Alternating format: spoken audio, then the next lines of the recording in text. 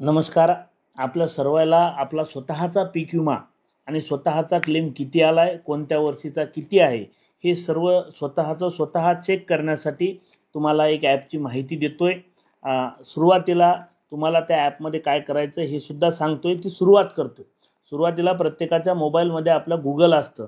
त्या गूगलवरती जायचं आहे आणि गूगल जिथं सर्च मागतं तिथं आपल्याला PMFBY टाकायचं आहे. PMFBY टाकलं की प्रधानमंत्री फसल योजनाचं पूर्ण डिटेल लाईन येते आणि त्याच्यावर तुम्हाला डबल क्लिक करायचं आहे. ते तुम्ही क्लिक केलं आहे की पुढे तुम्हाला तुमच्या मोबाईलनुसार म्हणजे तुमच्या हिशोबानं 1 मिनिट अर्ध्या सेकंदात येतं. पुढे ते आलं की तुम्हाला एक पेज येतं हिरव्या कलरचं. त्या हिरव्या कलरच्या पेजमध्ये 6 बॉक्स येतात. आपल्याला पहिल्याच नंबरचं फार्मर कॉर्नर नावाचा जो निळ्या कलरचा बॉक्स आहे त्याच बॉक्सवर डायरेक्ट क्लिक करायचं आहे भावांनो. कुठेच दुसरीकडे हात लावायचा नाही. ते क्लिक केलं की ताबडतोब पुन्हा तुम्हाला एक पेज येतं. त्याच्यावर फार्मर लॉगिंग येतं हिरव्या कलरचं. ते 2 नंबरचं फार्मर लॉगिंग आपल्याला हिरव्या कलरचं क्लिक करायचं आहे. त्याच्यावर दाबायचं बटन. ते दाबलं की तुम्हाला मोबाईल नंबर मागते. गोल गोल येतं एक आणि त्याच्या खाली मोबाईल नंबर मागतं तुम्हाला ते. त्या मोबाईल नंबर तुम्हाला तुमचा टाकायचा आहे जो त्या पॉलिसीवर दिलेला आहे, लिहिलेला आहे. म्हणजे तुम्ही पीक विम्याच्या पॉलिसीवर जो नंबर दिला तो तुमचा तुम्ही नंबर तिथं टाकायचा आहे. याच्यावर आम्ही आमचा टाकतोय, तुम्ही तुमचा टाकायचा आहे. त्याच्यानंतर खाली एक तुम्हाला वेडेवाकडे अक्षर दिसतात.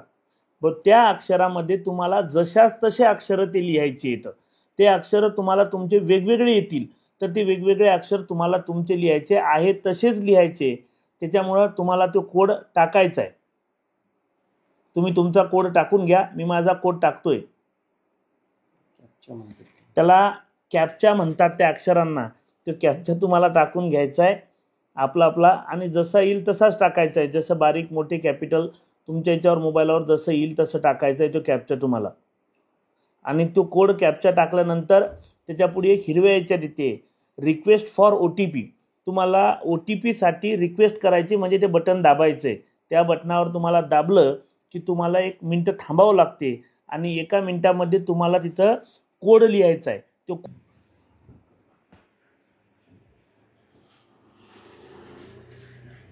आपला कोड आपण टाकतोय. आता आमचा कोड आला 761 629. आता हा कोड आम्ही टाकतोय आमचा कॉपी करून. तुम्ही सुद्धा तुमचा कोड टाकायचा आहे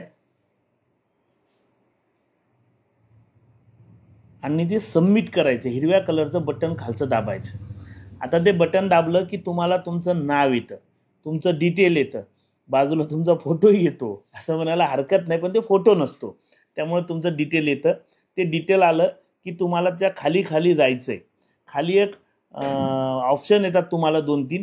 इयर येते. कोणते डिटेल विचारायचं म्हणजे तुम्हाला कोणत्या वर्षीची पॉलिसी विचारायची. आता मी माझ्या उदाहरण असतो मी 2023ची पाहतो.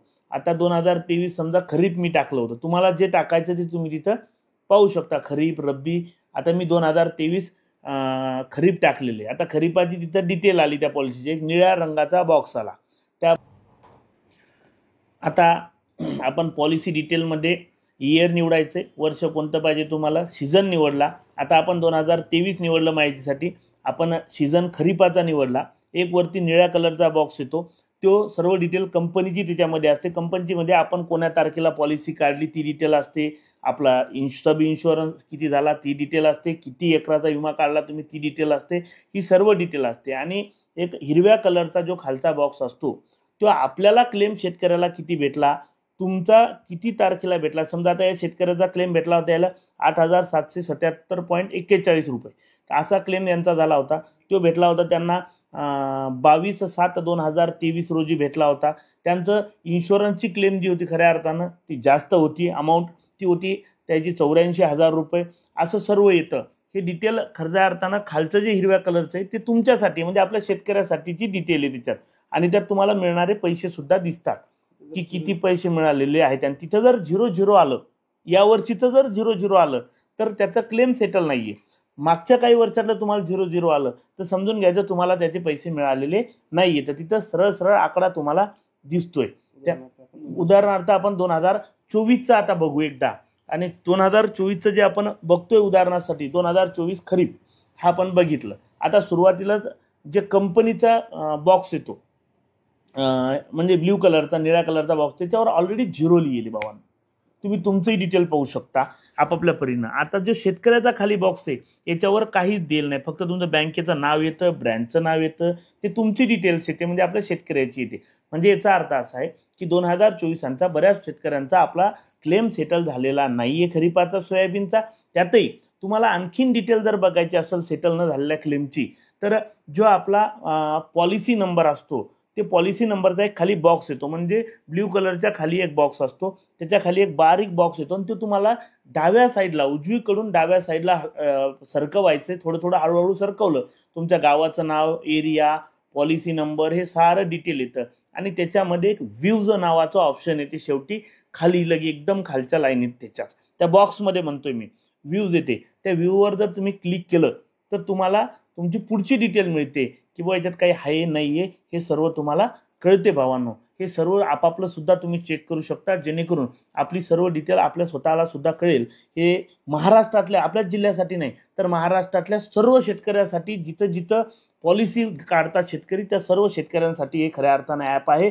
आणि याचा आपण सर्व आपल्या स्वतःसाठी फायदा करू शकतो, पाहू शकतो. कोणाला पुढचं काही विचारायचं काम पडत नाही. धन्यवाद. थँक्यू.